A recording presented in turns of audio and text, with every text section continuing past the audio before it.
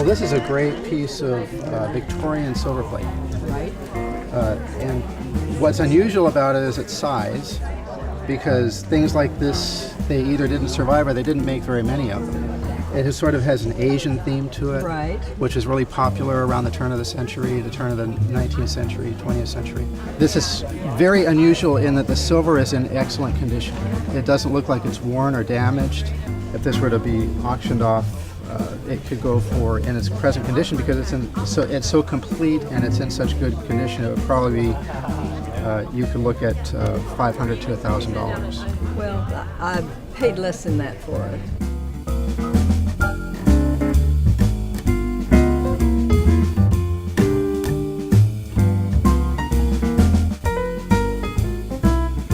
Frank has the lithograph, and it was made on the collar.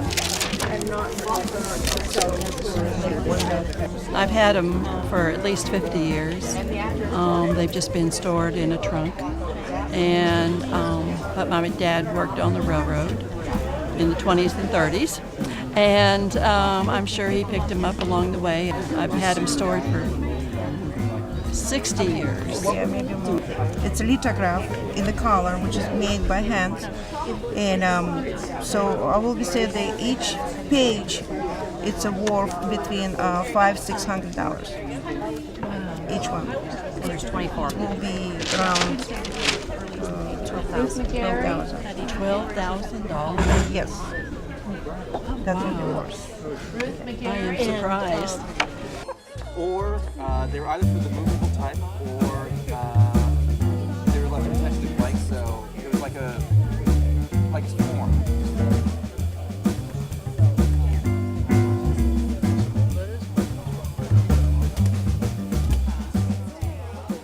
Let's take your history first. Tell me about the quilt.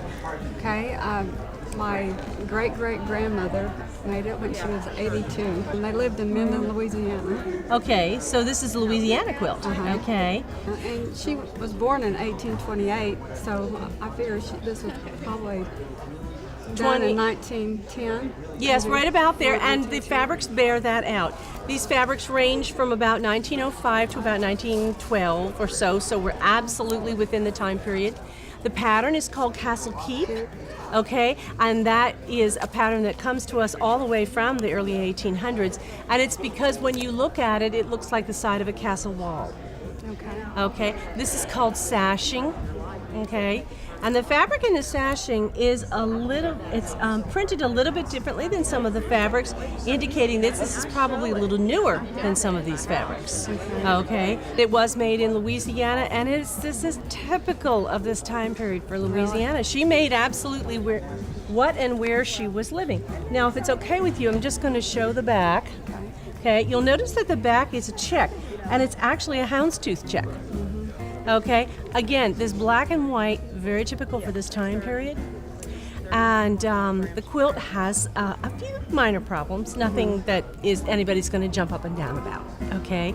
If we were to go to an estate sale, an antique store, or a quilt vendor at a major quilt show, we would see this in the $250 to $350 range. Okay, that's about what we would see. $350 would be on the high end.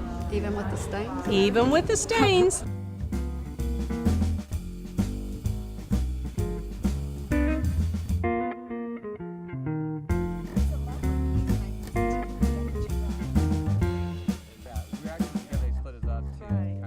This is a painting of Perry, my husband's uncle, and he was friends with Wesley Dennis, who illustrated Black Beauty and The Red Pony and many other horse books, and they played polo together, and as a gift, he painted this painting of my husband's uncle, jumping on his horse, and we inherited it when my husband's father died a couple of years ago, and we were just wondering if it was valuable. And the values like this, the painting, because it's very unusual for Wesley Dennis to do as a oil on the canvas. Generally, he do mostly stuff on the sketching. So I will be saying just for insurance purposes, you can do up to between $35,000 and $40,000. Okay. Wonderful. Yeah.